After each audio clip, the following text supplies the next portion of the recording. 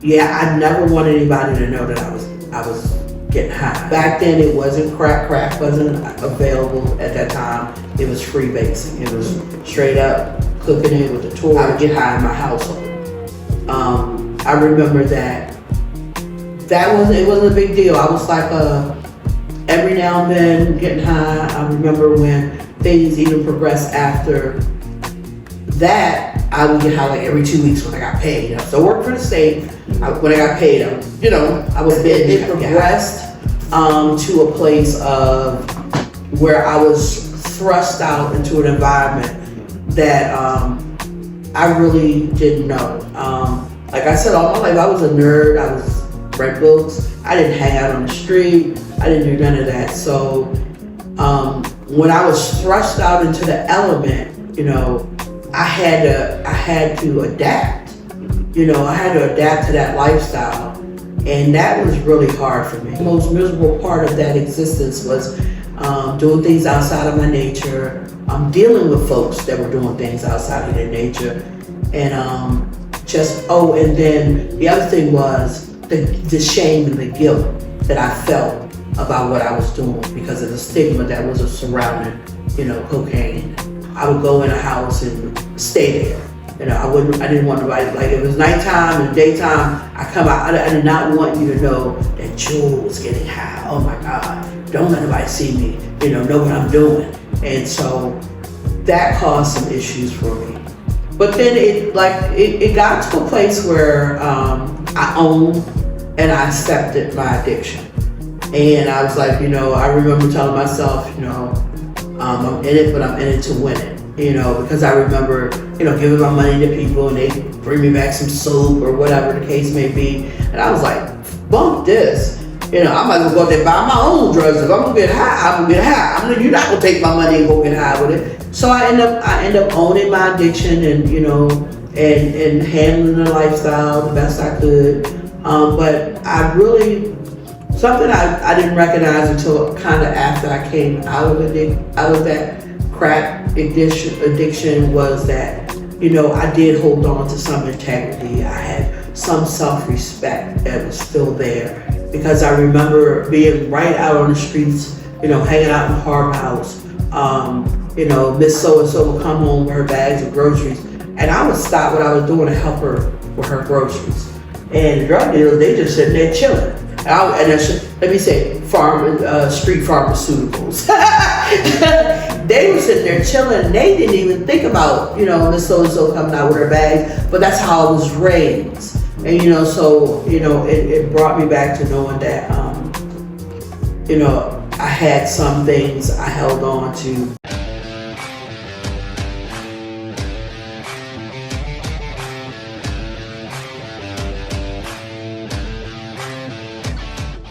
Jewel Duncan. Jewel Bradford Duncan. Most people know me as Jewel Bradford. I grew up in Annapolis. Now, like I was speaking with you off camera, and I was telling you that we dig deep into your past, so we go back to your childhood, and we just kind of build it up from there with the interview process. So, where were you born, Miss Jewel? I was born in Baltimore, Maryland, and Johns Hopkins. I grew up in Annapolis Gardens. I'm sorry to cut you off. No. Now, what era was this? What year was this? I was born in 1965. 1965. And so this was the early 70s. I lived out in Annapolis Garden from the age of 3. So paint that picture for us. Take us back to 1965, Annapolis Gardens. Because was it even called Annapolis Gardens? It was. It's always been Annapolis Gardens. It was 1968. If I was 3, it was 1968. I'm the youngest of 6 children. My mom was a single mom. Back then, we went to the house. When the street lights came on, everybody knew everybody. You could leave your doors open at night. It was a different time. It was definitely a different time. things have changed a lot, but you know, my upbringing, I never knew that I was poor. You know, because my mom made sure that we had everything. You know, we had new Easter outfit when it came time to have Easter. You know, we had food on the table. I didn't look at myself as being poor, but I remember being kind of feeling like out of sorts. You know, like out of place, because I was like always a nerd. I like to read a lot. I always excelled in school. My mother used to like, you know, at the beauty parlor. She worked at the beauty parlor. My mother was a cosmetologist, and she would, you know, pull out the newspaper and have me reading the words at 9 years old. Jewel, tell them this word, tell them that word. So I've always been pretty intelligent. I thank God for that, you know. And you know, it was good. It was good. I think I had a really good childhood, you know, growing up, because not only was my family, but everybody around me was my family. You know, like our next door neighbors and things like that, who I'm still close to this day. I consider them family. You know, everybody, like I said, knew everybody. Everybody ate at everybody's house. You know, it was just, you know, it was good. You know, you didn't sass people. You didn't disrespect. You know, Miss Jenny, but not, you know, it was that same thing. You know, you say something to Miss Jenny, by the time your mother got home, you know, Miss Jenny could whoop your butt and your mother could whoop your butt too. There wasn't such thing as calling CPS and child enforcement and all that good stuff. You know, so I love my upbringing. Me and my sister, my siblings, and you know, friends. We reminisce about those times. It was good. So what was the schools like back at that time? Was it kind of segregated back then? It was. I remember being, and not, you know, boasting or anything, but I was always highly intelligent. And I remember being like one of maybe 2 or 3 blacks in my classes. Not remedial classes like art and PE, but as I got into middle school, and what was junior high back then I call it middle school. In high school, I had level 5 and 6 classes. It was level 1, 3, 5, and 6. So most of my classes were level 5 and 6, and I would be one of maybe 2 or 3 blacks in the class. And you know, and I always loved to learn. I just, you know, I devoured books, and I never walked around like I was Miss Smarty Pants. You know, but I got bullied a little bit because I was smart, because I was intelligent. I remember, you know, some of my friends say, she thinks she know everything, you know, but I didn't carry that up, you know, I didn't have that air about me, you know, I just love to learn, and I didn't try to make them feel dumb because they didn't know things, you know, but that was then. So what was your home like, you know, as far as like your everyday life like that, though, at this time, though? So my mom was like, we were very structured. It was 3 girls and then 2 boys. My oldest brother, because my mom really couldn't afford to take care of my oldest brother too, was mostly raised by my grandmother. So, you know, us girls had chores. We had, you know, the bathroom, the kitchen, the living room, and we alternated. And my mom was like a stickler. It was like we would be in the shower with the toothbrush and all that good stuff. And to this day, I'm OCD like that too. She was. I mean, we were like we basically did not have roaches in the hood because my mother did not play that. You know, it was like, Lila, spray that kitchen down in the middle of the night. My brother Lila, you know, spray that kitchen down. You know, we had a few, but I'm just saying, like, my mother was big on cleanliness, big on hygiene. You know, get your funky butt in the shower. You know, in the tub. There wasn't no shower. Wasn't a shower at the time. Wasn't no shower. It was tub.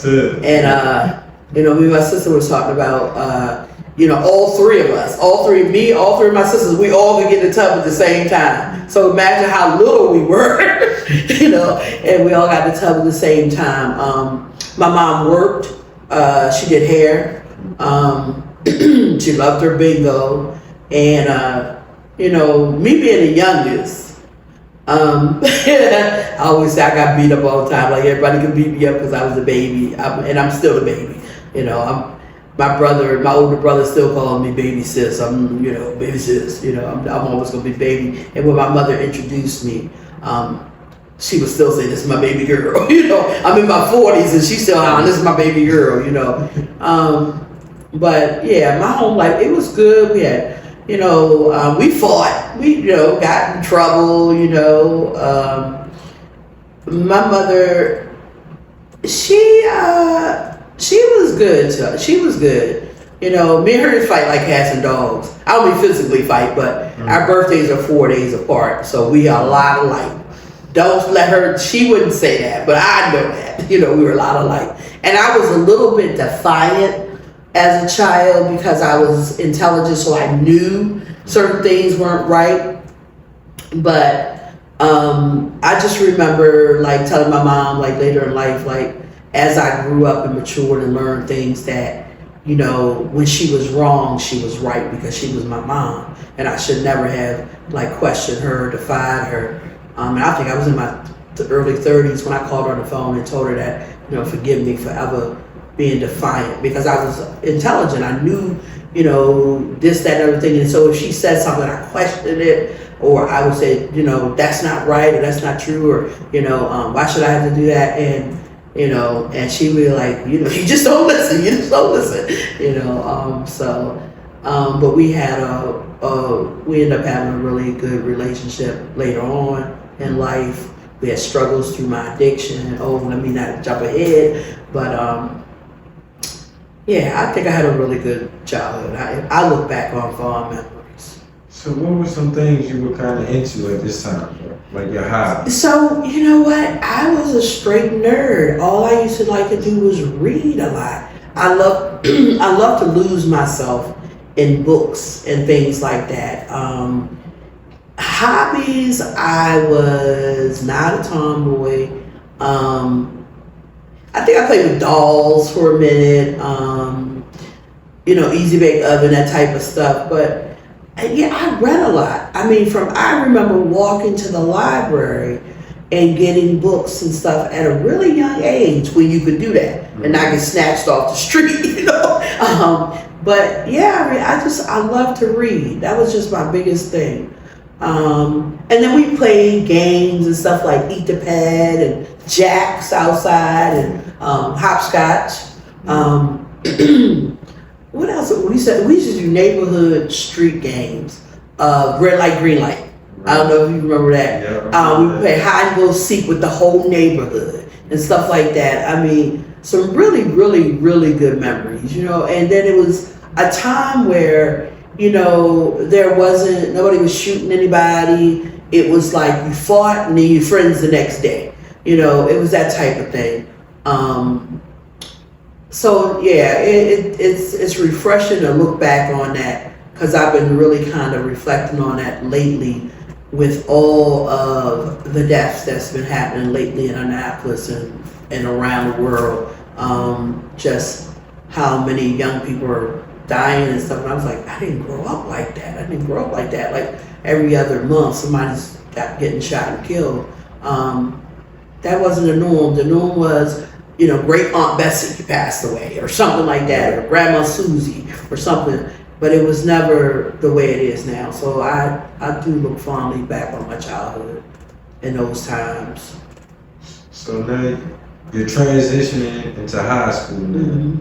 What's going on in your life? So I actually had my oldest son. I was pregnant with my oldest son when I was in high school. Pretty young, still excelling in school. Felt a little self-conscious because I was pregnant in school. I think I was in the 10th grade. And, but my friends were very supportive. I had black friends as well as white friends. I remember my best friend, let me not be, I'm naming people. I said I wasn't going to do that. But I remember she said something to me one time. Why do I talk proper or something like that or whatever? Because I would always, like, I would look up words. If I didn't know the definition of them, I would look them up. And so once I knew the definition to a word, I would use it. So my vocabulary was a little bit vast. And so being from a black neighborhood in a black environment, I was kind of outside the norm.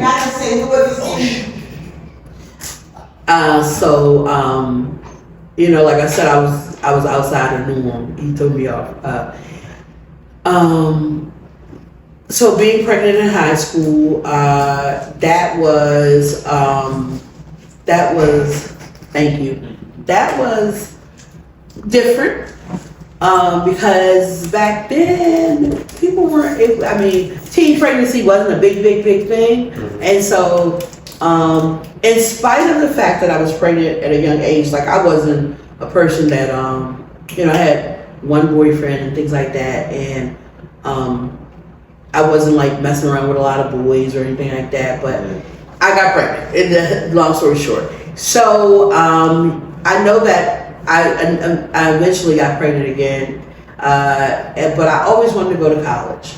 And so I still went to college at 17 with 2 children.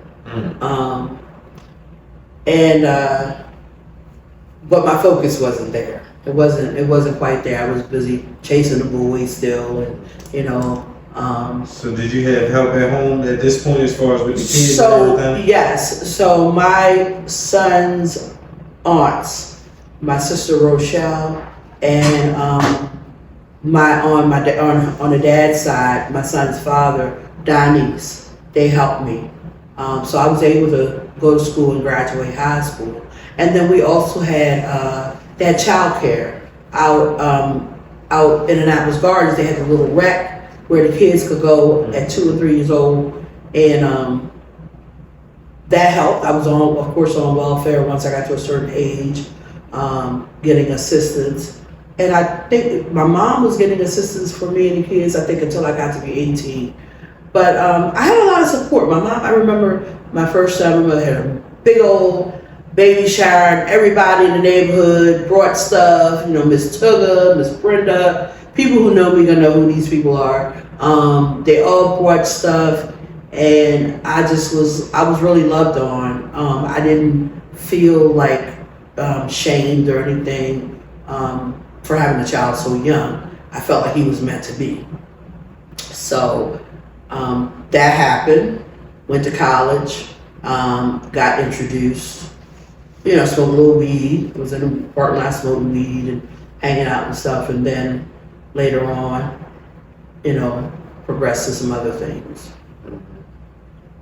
So now when you say progress to some other things, so since we can keep on going, Okay. So now as you say, well let's you said you were smoking weed, so what's still going on, because you got your kids right now? Well, so back then, smoking weed wasn't a big thing. Yeah. It wasn't a big thing. Cause it's when about the 80s. Is it we about? We're now in the early 80s. I graduated in 83. So we're in the early 80s.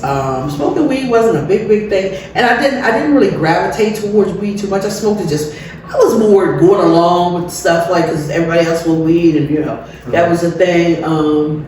But it wasn't really something that I did all the time. It was just kind of because other people were doing it. Well, Social use, I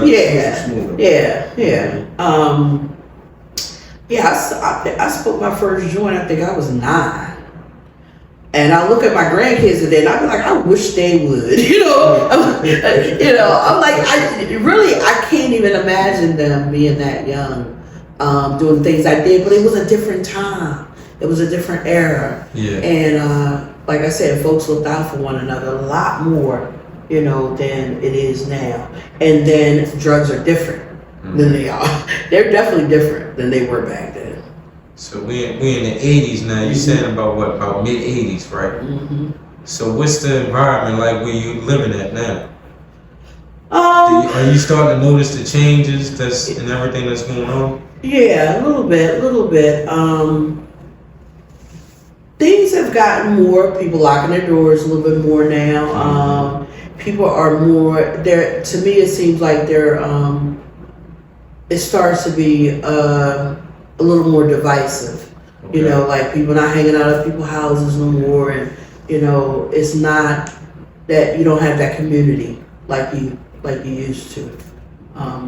You know, and being older, I guess, I think that's around the time like cocaine came out on the scene a little bit more. I remember we were speed, the little tabs that popped up. I didn't know much about heroin back then. Back then in the 80s, I didn't know much about heroin. Heroin's real prominent now, but it was more PCP. PCP was on the scene as well. Love Boat. You say Love Boat, Love Boat. Yes. That was on the scene. Used to have house parties, and my mom used to have the best house parties. They last all night long, and into the wee hours. And the next day, 1, 2 o'clock, we still party. But it was good fun for the most part. No fights for the most part. Yeah, but times changed. So like I said, things got a little bit more separate. So, what's going on as far as like in the entertainment world? Like, what's kind of paint that picture though at this time though? Really, like, wow, in the 80s, what's going on in the 80s? Was it Bill Cosby going on in the 80s? I don't know. Another TV nut. Eddie Murphy. Huh? Eddie Murphy. Eddie Murphy. Wrong. Yeah. I don't know. Entertainment wise, I know I always loved Michael Jackson, Whitney Houston. so no. Go ahead. So now at this time, you said Whitney Houston, like Michael Jackson, these type of people. Did you realize what they was doing at this time though? No. No. Like what was really going on with them? No. Okay. So you're out of college. You said you graduated from college. I didn't graduate from college. You didn't? No, I started college. I dropped out after I think like 2 years. I had like maybe 35 credits. So what kind of changed your situation with college? What made you So drop out? it got to a point that I had 2 kids going to school. I really needed to get a job. I really wanted to start working. Life was really hitting you. I wanted to start working. I remember taking all these tests when SATs and stuff before I graduated, and I got offered a couple of jobs. I got offered jobs at NSA, civil service jobs, and I remember I always wanted to go to college. I am a first generation college student. My mom never went to college with my grandparents, none of that. So I've really always wanted to go to college. But then like life happened, and I wanted to start working. So I remember that I wanted to be a police officer. And I actually applied to be a police officer, an Apple City police officer. And then I applied with the state of Maryland.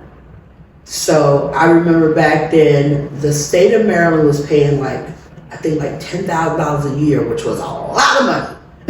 So, and I think a police officer, it was like 18,000 a year, something like that.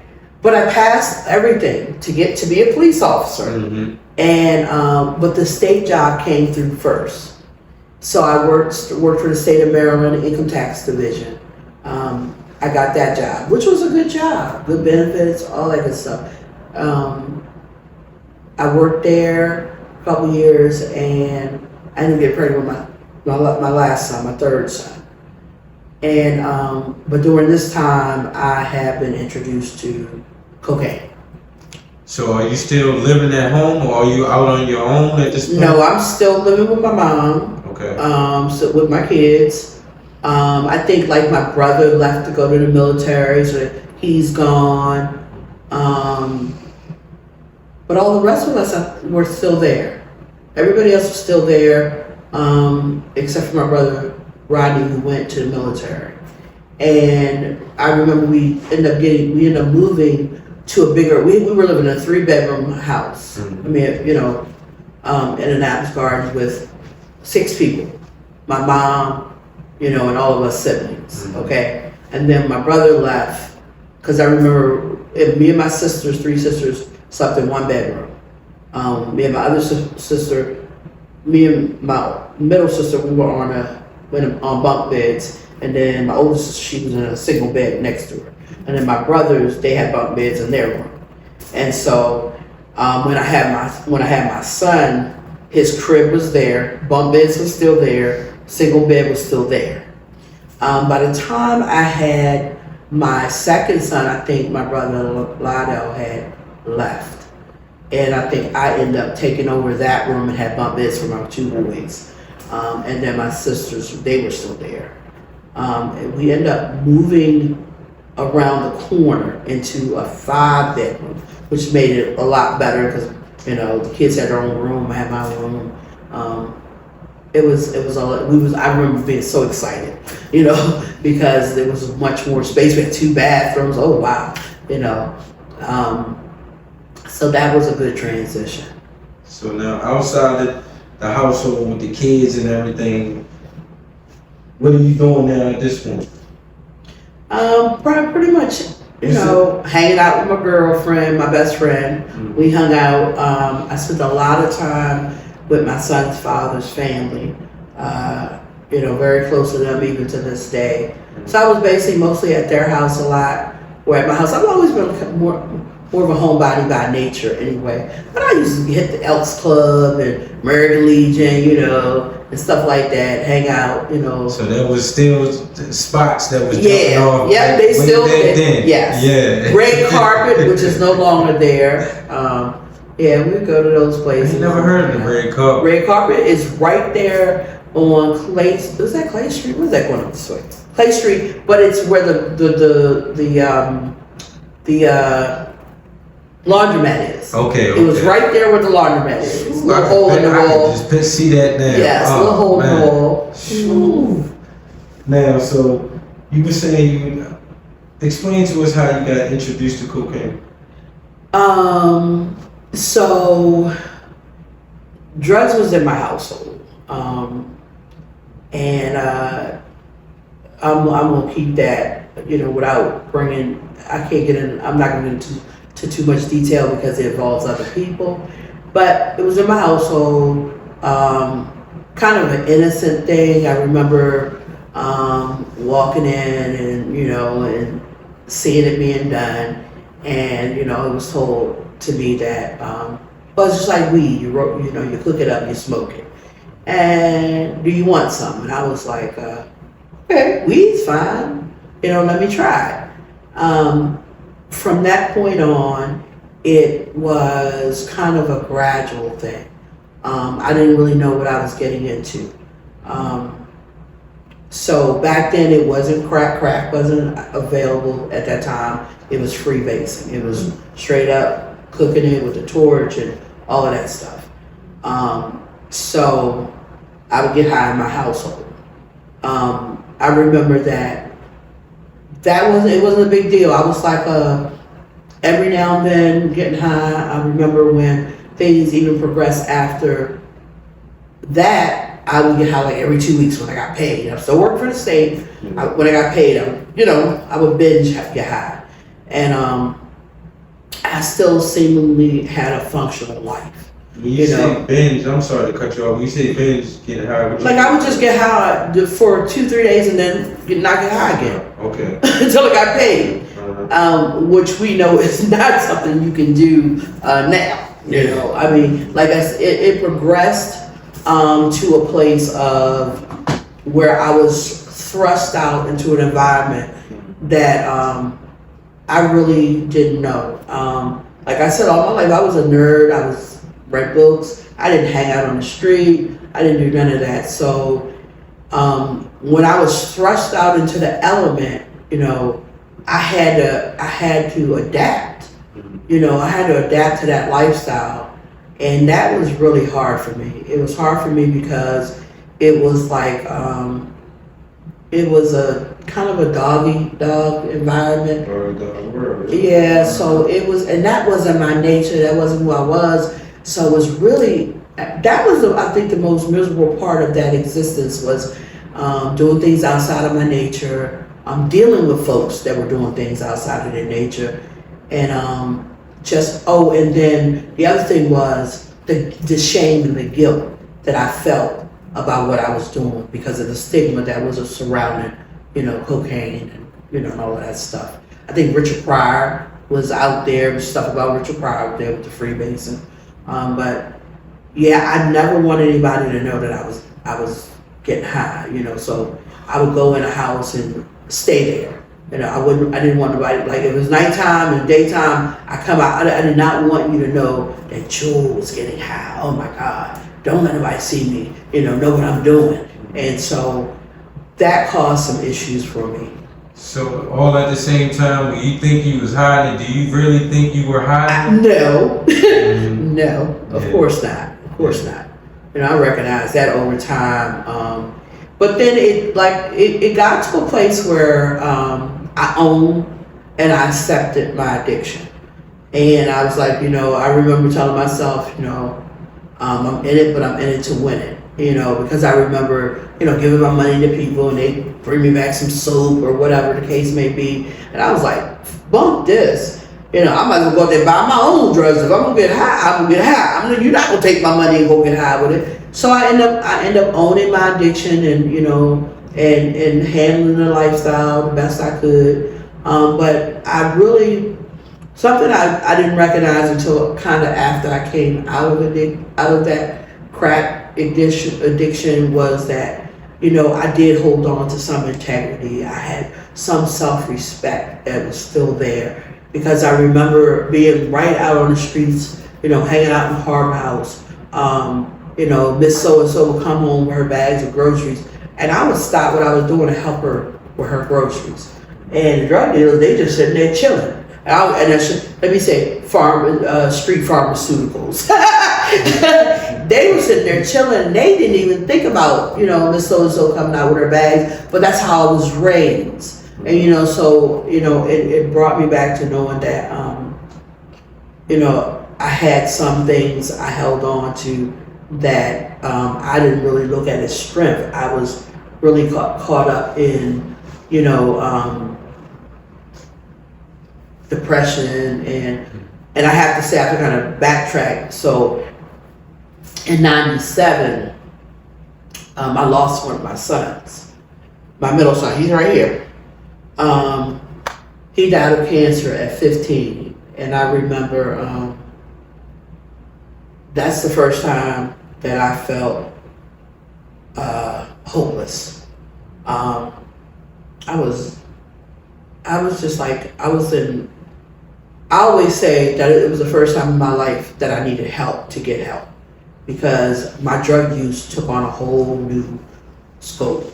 I got high in order not to be depressed. I got high in order not to want to kill myself. When my son died, I was devastated. The pain was unbearable. And I just remember when I felt that pain, it was like my guts were being ripped out of my body. And so getting high became my escape. It became my coping mechanism. And, there were times that if I didn't get high, yes, I would have killed myself because that pain was just so unbearable. Little by little, things happened to me and,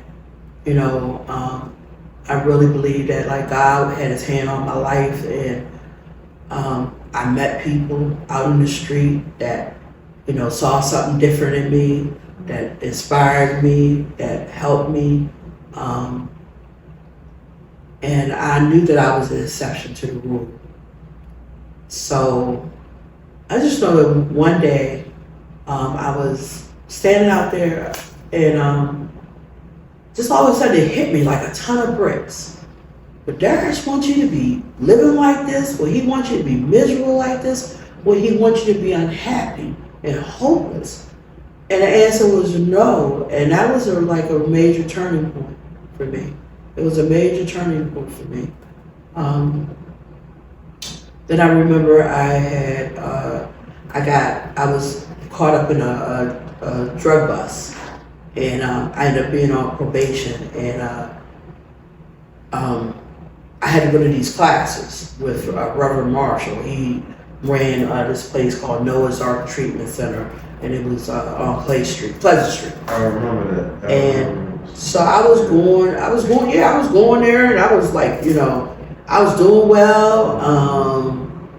I had about 8 months under my belt, and I just remember one day, I'm cutting to the chase on a lot of things. We'd be here for 10 hours if I got into so much detail, but I remember going on a binge, and at this point in time, before that, my mom, like, I couldn't go in her house, nothing. She was, I was cut off. She had let me back in the house because, of course, I was homeless. She let me back in the house. At this point in time, after my son died, my youngest son was with his father, and then my oldest son was with his father. So I didn't have that responsibility. Thank God I was blessed that they took care of me. There wasn't no child support, there wasn't no child custody or anything like that per se, but they took care of them. So I remember, okay, I lost track of what I was saying.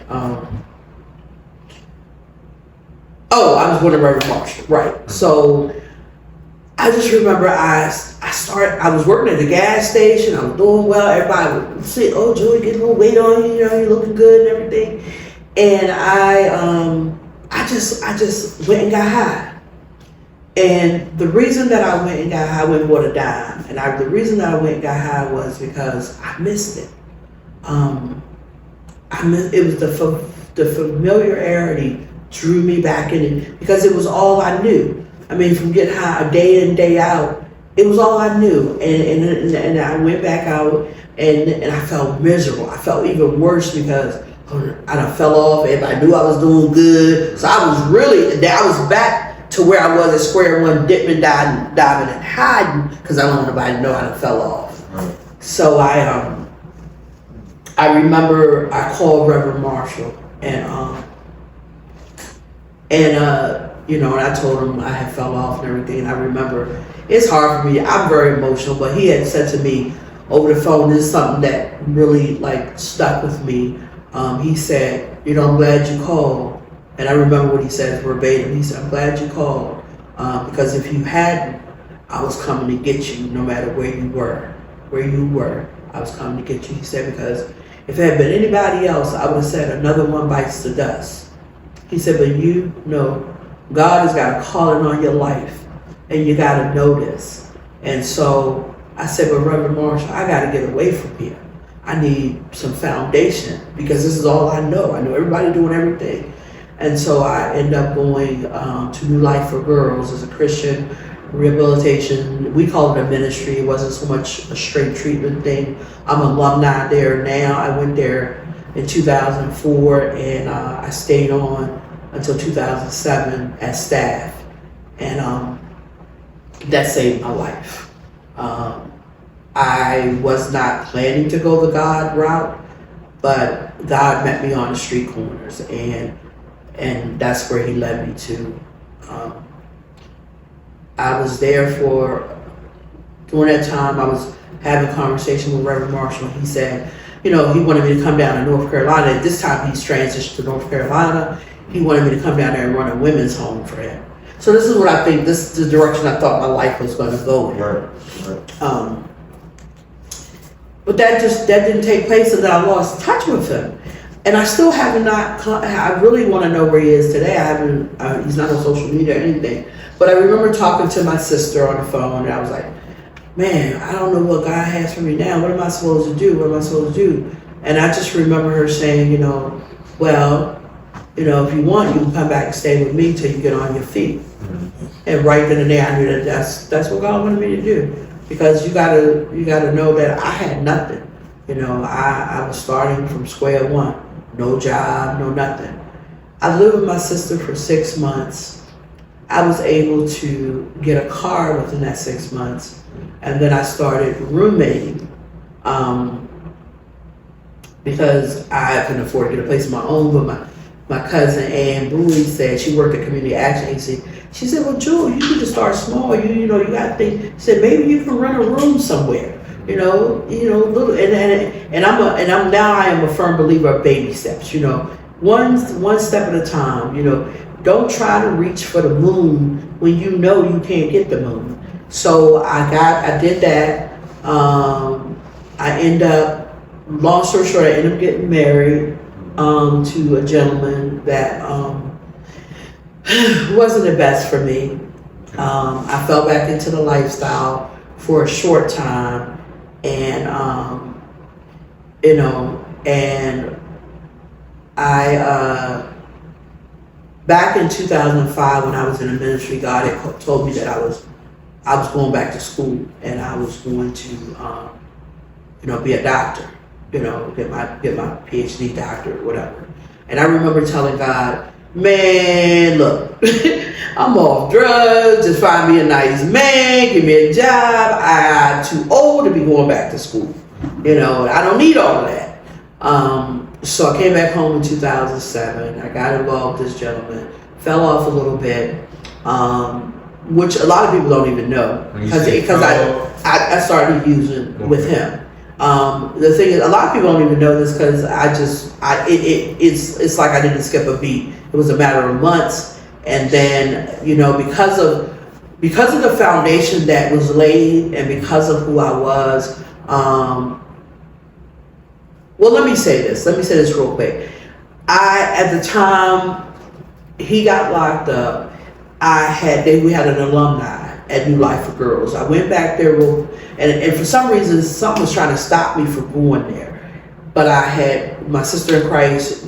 I was like, "I ain't got no perm. I need to perm my hair." And she was like, "Oh, Ona said she'll buy you a perm." So everything I was trying to stop going back there because I felt ashamed because I fell off. Well, anyway. I said, "Well, I don't have my clothes clean. I don't even know how I'm going to wash clothes." Arthur said, "Pack up your clothes, bring them on the mountain, you wash them in here," because we had washer dryers and stuff. So there was nothing stopping me. So I went there. While I was there, I'm having conversations on the phone with my ex-husband, and they're not good. And my sisters in Christ can see a change in me. So I just remember we sat down on the floor, and we held hands and we prayed. And my sister, Novella, she grabbed my hand and she said, "I don't know you. I don't know your husband, but I know you." She said, "And God is telling me to tell you, you need to take your power back." Because they always revered me. I knew the Bible back and forth. I'm not super spiritual, but God is a really important part of my life and in relationship and not religion. So I went back home. When I went back home, it changed everything. I ended up getting 2 jobs because I had lost my job at Sam's Club because my niece had passed and they wouldn't let me take off. But I ended up starting to work at the hospital in Annapolis and as a CNA, and then I got a job in a group home for boys. That was in 2010. I then had separated from that individual and went on to start school in 2011. I went back to college at 45. Starting square one with associate's degree. When I went back to school, I came home the first day. I was obedient to what God told me to do. I went back to school, and I knew I wanted to do something in addictions. And the first day I came back home, and I was like, "God, I can't do this. I can't do that. I can't do this because I'm too old. I'm surrounded by 17, 18-year-olds." And regret came in, and it was like, man, I wasted my life. I could have done this when I was younger and all that. And and of course God spoke to me like He does. It's like, no, you can do this, and you are going to do this. So, long story short, I obtained 3 degrees at Anne Arundel Community College. It just worked out that way. It wasn't planned. I got an associate's in addiction counseling, associate in human services, and associate in transfer studies. Still not knowing what I was going to do, I was talking to one of my mentors, Dr. Nicole Williams, and I'm like, okay, now where do I go from here? And I told her what I wanted to do. I said I wanted to help people. I want to help people to not hurt the way I hurt, if I can, not struggle the way that I struggle, if I can, and use my experiences, to inspire them to do better. So she said, girl, you a social worker. So I enrolled in Bowie State and for my undergrad. But when I went there, I went in as a junior because my advisor had told me to do transfer studies, which took care of all my gen eds and everything. So it pushed me that further ahead. With this age thing, I'm skyrocketing. 35 of my credits from when I was 17, all of them transferred to that degree from 20 years prior. So that wasn't in vain, Yeah. So I'm like, wow, okay. So I apply to Bowie. They tell me, oh, in the midst of my life, I've been arrested, possession charges, things like that. So I have a criminal history. So when I went to Bowie, I had to, I needed to do an interview because I had this criminal background. No felonies, but still criminal background.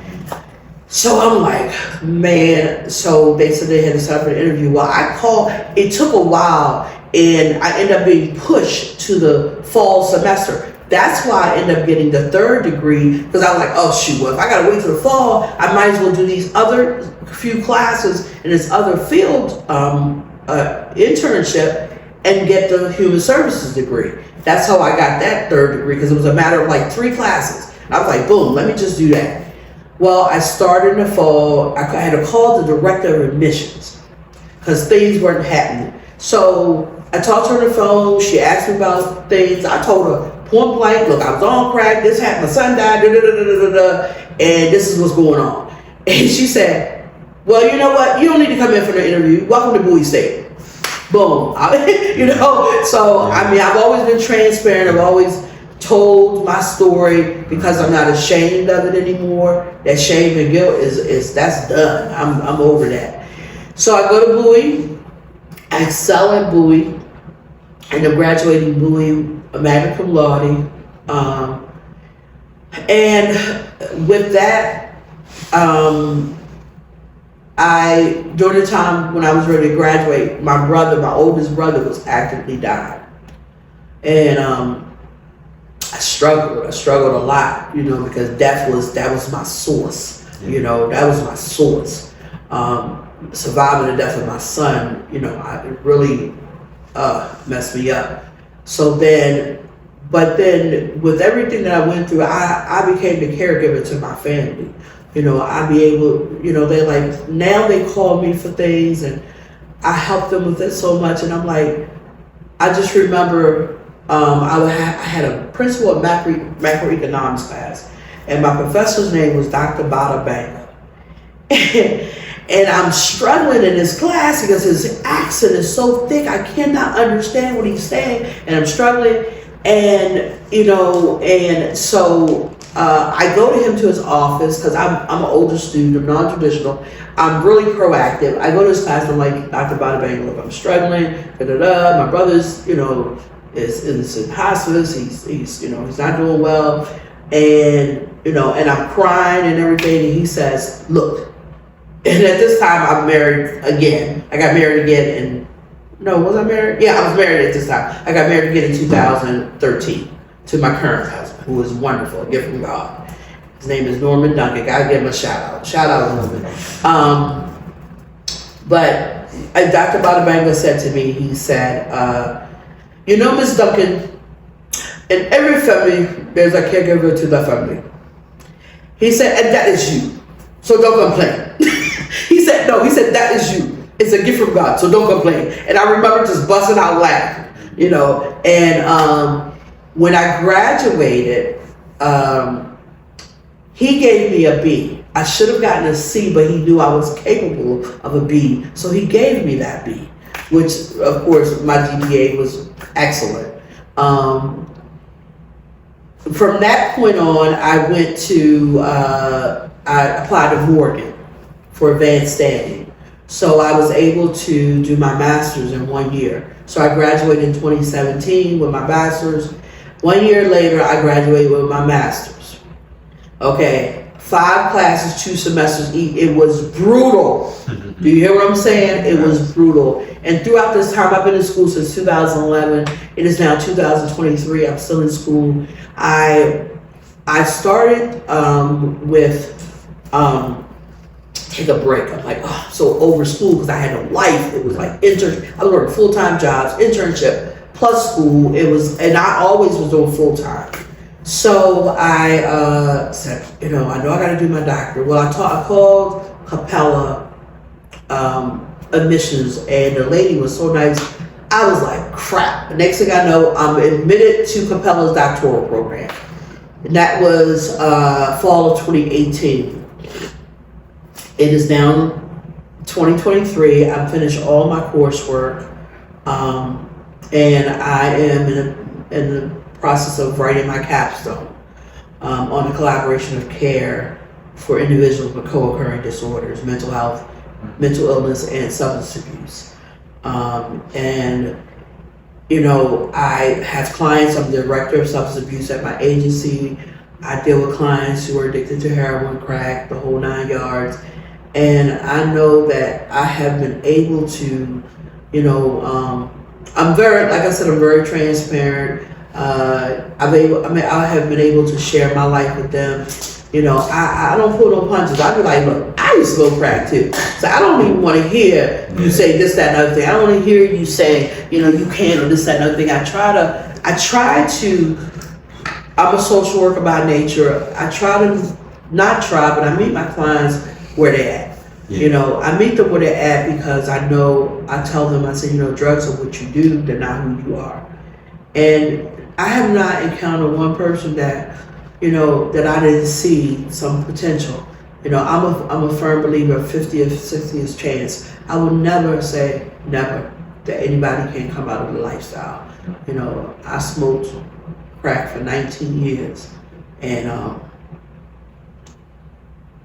it don't seem like much. I mean, it was, it don't seem like a lot, but I mean, in the midst of the short amount of time, I've accomplished so much, and I'm proud of who I am. And I know that, if my life and my story can help and inspire somebody, which I know it already does, that's what I want. That's what I want. I want people to believe in themselves. I want them to know that there is light at the end of the tunnel. As long as you got breath in your body, change is possible. So how can everybody get in contact with you, Ms. Jewel? So I have a business phone. If you want to call me, my phone number is 667-392-8747. My personal email is JulesFree, which I've named it that because I'm free. JulesFree07. That's when I started my Yahoo in 2007, I'm assuming. And JulesFree07@yahoo.com. So I mean, I'm always open. I never stop working. When I leave here, I got an assessment with one of my clients. I never stop working. I know that my job, my role is not a 9-to-5 job because I'm dealing with people's lives. Mm-hmm. And things happen all the time. I just let them know, though. Don't be calling me on the weekend if it's not an emergency. If you're pulling up to the liquor store, do not call me. You better be, in crisis. Then you can call me, Miss Jewel, or answer the phone. I love my clients. They say you're not supposed to love your clients. I love my clients because I love everybody. I love my clients. They know I love them. They know I care. And I work for an agency, Rebirth Enhancement Services. I'm going to give them a plug. I work for an agency where we all are like-minded. And I feel like I'm home. We're all like-minded. Everybody is operating, yeah, we want to make a couple dollars, but still our first priority is the client and what's best for the client, and what's best for the individual, what's going to help them. And I can say that, you know, we go above and beyond doing, you know, I had, when somebody was down here in Annapolis, one of the house managers got in her personal vehicle and came and got that person. She didn't have to do that. You know, girl was out here on the street. She didn't have to do that, but you know, she did. A lot of agencies I worked for over the years, it was all about the almighty dollar. And I think we're getting a lot of organizations are getting away from, you know, that person-centered care. You know, learn about the person, because you're gonna get paid. And if it's about, you know, just getting paid, you get paid when you see successful lives, when you see people rising above their circumstances. That's how you get paid. And I love getting paid that way. I do. I love getting paid. I love their success stories. So just listening to your story, Ms. Jewel, you just sound like a fighter. Just like you can never give up. Never. Never give up. I just want to give you your flowers, and I just want to tell you I'm proud of you. It's your man, Location Chef, and as you can see, we had to bring it back home today. We had to touch the soil, because we representing with Small City Big Dreams Annapolis, the #1 nonprofit organization in Annapolis and the surrounding areas. And even though we at home today, it's not just about us. We got love for everybody, providing vital resources to all 7 low-income communities. Everything from drug and alcohol treatment, after-school resources, job placement resources, turkey drives at Thanksgiving, toy drives at Christmas, and so much more. Again, we understand how poverty can create barriers for everybody, but we will not let that get in the way. Again, Small City Big Dreams Annapolis. Look for us on Instagram, SCBD Annapolis. Also, look forward to that Big Stepper series. We're moving around the community. We're getting with the individuals that's making things happen, servicing the youth. The Big Stepper, so to speak. So again, we look forward to getting with y'all. Y'all get with us. Until then, SCBD. It's nothing. We do no bluffing.